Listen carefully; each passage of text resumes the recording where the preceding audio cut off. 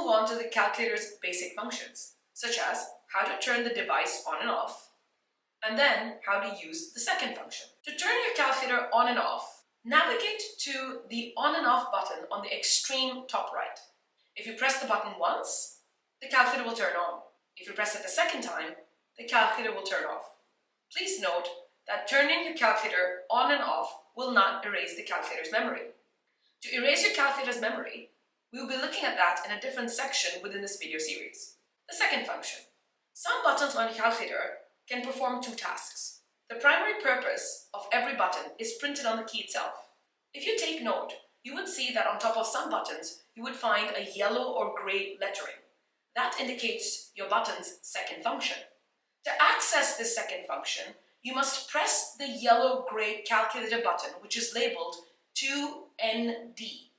Second, before pressing the relevant calculator key.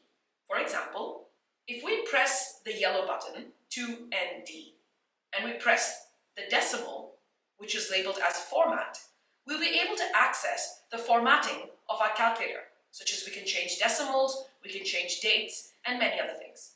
If you wish to exit the format application, you can once again press the yellow button and then press CPT, which is also labeled as quit, and you would have exited the formatting application.